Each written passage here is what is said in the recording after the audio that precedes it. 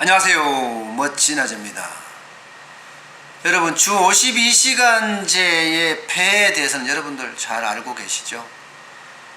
작년 7월부터 300인 이상 사업자의 주 52시간제를 도입을 했어요. 그러면서 근로자들의 어떤 저녁 있는 삶을 추구하고자 그렇게 문재인 정부 들어서 시작을 했습니다.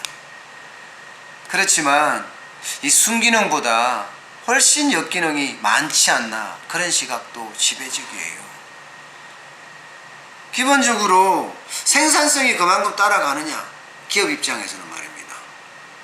주 52시간제를 하니까 생산성이 그만큼 떨어질 수 있다는 그런 우려도 많이 나오고요. 또 주 52시간제를 하니까 주변의 자영업자들이 아주 굉장히 곤란을 겪고 있습니다. 왜냐하면 회식을 안 하니까 그만큼 자영업자 매출은 떨어질 수밖에 없는 거죠. 이렇게 주 52시간제는 현재까지 경제에 미치는 파장이 기업에도 있고요, 또 자영업자나 이런 사회에도 분명히 있습니다. 그런데 이 주 52시간제가 내년부터는요, 50인 이상 사업장이면 다 적용이 돼요. 쉽게 말하면 중소기업 대부분이 주 52시간제를 실시를 해야 된다는 거죠.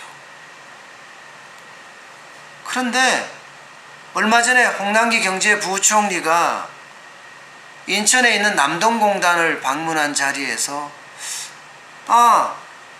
이 좀 문제가 있다. 중소기업의 주 52시간제는 조금 도입을 연기할 필요가 있다, 이런 가능성을 시사를 했습니다.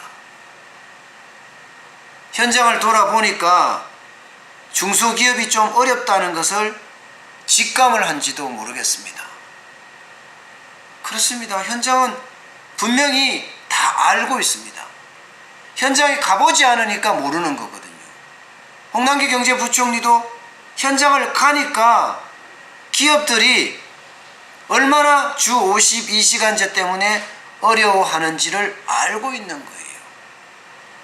인건비 부담이 된다, 일손이 부족해서 납기가 지연된다, 그러면서 근로자들은 소득이 줄어든다, 이런 사실들을 말입니다.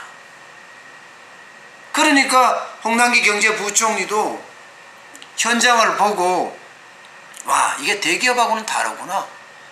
대기업은 그나마 사정이 나은데 이 중소기업은 인력 운영에 있어서도 자금 운영에 있어서 굉장히 어려울 수 있겠구나 하는 생각을 직감하게 된 것 아닌가 싶습니다. 실제로 중소기업연구원에서 조사한 바에 따르면요, 주 52시간제가 도입될 경우에 중소기업에게는요, 적어도 연간 2조 9천억 원이 소요될 거다, 이렇게 예측한 것도 있어요. 그렇다고 근로자 개인의 어떤 임금이 올라가느냐, 그건 또 아니에요. 왜냐하면 주 52시간제만 해야 되기 때문에 시간의 수당이 그만큼 없어지는 거죠. 사람을 새로 뽑아야 한다는 이야기입니다. 사실 이런 상황을 중소기업이 준비를 하고 있느냐? No, 못하고 있어요. 전혀 준비를 못하고 있습니다. 얼마 전에 고용노동부가 조사한 내용도 있습니다. 50인에서 299인 이하 중소기업 2만 7천 곳을 대상으로 실태조사를 했거든요. 그랬더니 주 52시간 초과 근무자가 있느냐 했더니 18.5%가 있다. 또 제조업 중에는 그 비율이 더 높아져요. 34.9%까지 올라갑니다.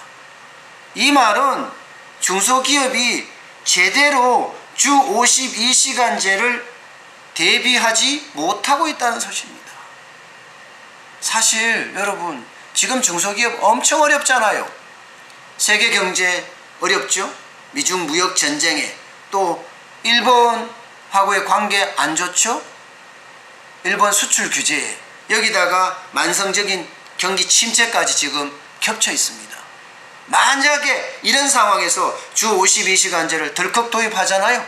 그러면 중소기업 입장에서는 인건비 부담 때문에 결국은 문 닫는 업체가 속출할 가능성이 굉장히 큽니다. 홍남기 경제부총리가 현장에서 이걸 본 거예요. 그럼 어떻게 해야 될까요? 문제를 인식했으면 바로 행동에 나서야죠. 지금까지 홍남기 경제부총리는 자고 우면 하는 듯 보입니다. 경제정책에서 소신이 없어요. 그러니까 경제가 이 모양 이 꼴이 된 거죠. 지금이라도 늦지 않았습니다. 청와대 눈치 보지 말고요. 여당 눈치 보지 말고요. 더불어민주당 말입니다. 기획재정부만의 경제의 원탑다운 소신을 가지고 추진해야죠. 강력하게 말입니다. 그래야지 지금 어려워진 경제 자체가 그나마 좀 풀리지 않을까 싶습니다.